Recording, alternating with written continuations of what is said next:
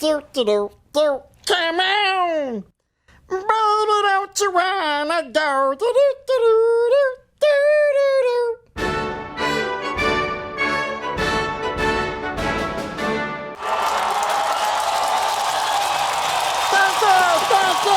Thank you so much, Chicago, the Windy City, Chi-Town, the city of bad shoulders. Talk about being in politics and campaigning in this corrupt city. Well, unlike all your stupid humans, this sea otter cannot be bribed, except with clams. There may not be a lot of clams, but Chicago sure has a lot of amazing food. So, of course, you have every tourist's favorite food, the deep dish pizza.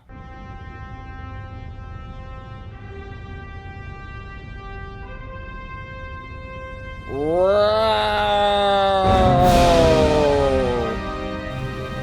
That thing is so big it could black out the freaking sun. Well, I guess you crazy Chicagoans gotta eat something heavy to brave those cold winters.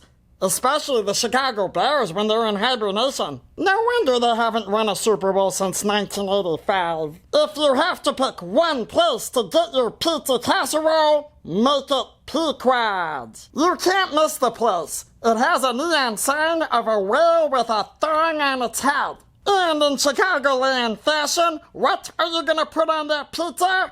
Oh, the meats! Way back from the Civil War, all the way to the 1920s, Chicago was the meat-packing headquarters of the United States. No wonder all the food around here is a vegetarian's worst nightmare. You have your Maxwell Street Polish. There is also your Italian beef with giardiniera. For those of you who don't know what giardiniera is, it is a delectable blend of hot peppers and vegetables in oil that Chicagoans put on everything.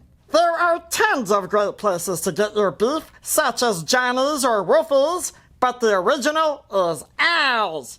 They invented the Italian beef in the Great Depression, so that way they could use more bread and less meat, and it works to this day. Don't forget to grab a Chicago hot dog with these 7 ingredients. Ah, yes, the perfect Chicago hot dog. The locals really hate it when you do this. Yeah, Chicago Take Raiders! If you can't make up your mind with all this amazing food, just go to Portillo's. They have everything. They even rhyme when your food is ready. I had too much fun with that and got fired from a job there once. Order number 64. Wait, no more. 64. And, what's that, Karen? Oh, I'm sorry.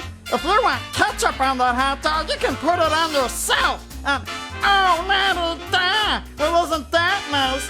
Hey, here's a rhyme for you. Order number 64, your mama's a Another thing this city is known for is its sports. We have the Bears. It doesn't matter what the odds are, I'm still gonna put my money on the Bears. So for the game day score predictions, it will be the Bears 420 points to the Packers negative 69. We also have the Cubs, who finally broke the 108-year curse of the GOAT in 2016. Back to the Future Part 2 was only 1 year off, but I just want my hoverboard. And I'm not talking about that.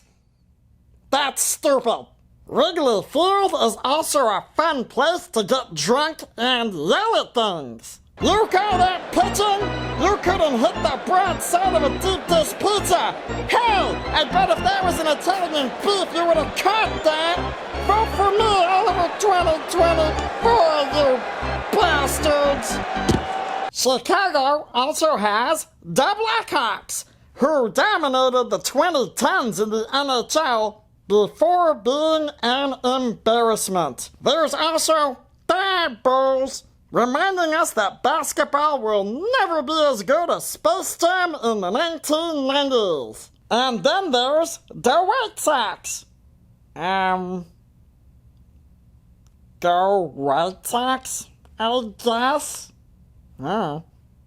While the residents spend most of their time eating big and watching sports, there's tons of stuff to do. You've got the Field Museum, the Adler Planetarium, the Museum of Science and Industry, and of course, the Art Institute. For many, many years, the Sears Tower was the tallest building in the world. For all you people not from Chicago, this is how the Sears Tower is spelled. But it's pronounced Sears. It is not a big wheel, so stop calling it that. Go to the sky deck of the John Hancock Center instead, where you can get booze at the bar up top. And of course, the other building is called the John Hancock Center. Oh, you humans are perverts. And when the day is nice, take a stroll through Millennium Park and see the Cloud Gate. Ooh, that sounds so cool! That sounds like something from Dungeons and Dragons!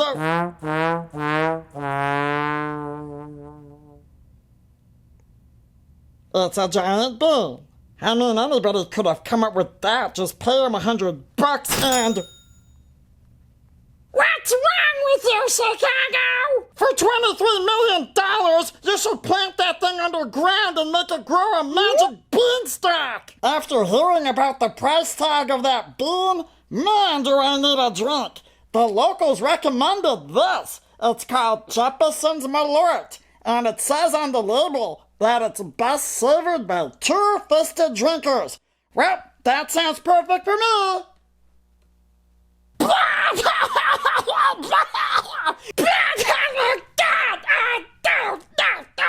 wrong with you, Chicago? Anybody in the city who actually says they like Malort is a liar. Drinking Malort is not cool. Stop listening to your idiot friends. Forget crack and meth.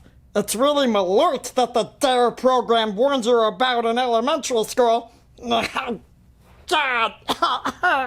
Tastes like bug spray mixed with cat piss. I need your support, Chicago! Vote me in as president! When I am sitting in the Oval Office, here are 5 ways I'll use my executive power to represent the city of Chicago! Number 1. I will buy back the naming rights to the tallest building in the city and rename it the Sears Tower.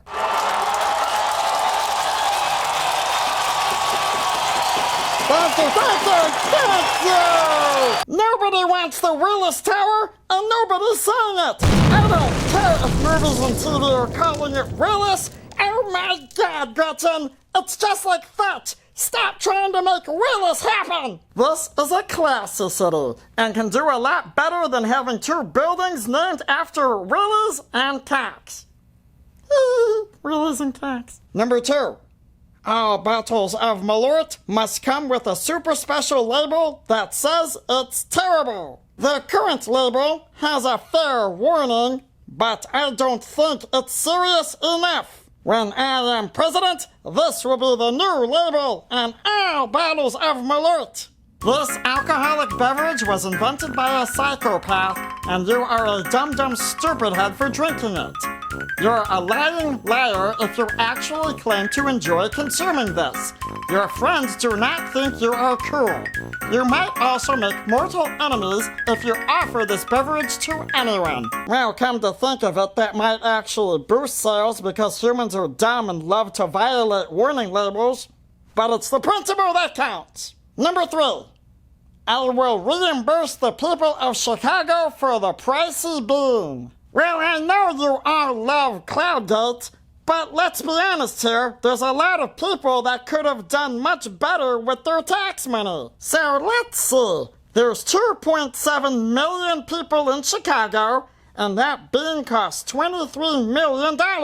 Divided up, and each citizen of Chicago will receive $8.50. Vote for me, And that money that came out of your pocket in 1997 will be returned to you. Instead of a giant bean, let's make it a giant statue of an Italian beef next time. Number 4, I will program a special GPS so you don't get lost in Lower Wacker Drive. How many times has this happened? It's a beautiful day in Chicago. Oh my God! I've been transported to the underworld, and now my GPS has AIDS! With the creation of Wacky GPS, you'll never find yourself lost in Chicago City underworld ever again. If you always wanted to be good to the environment, you could just take the L train instead.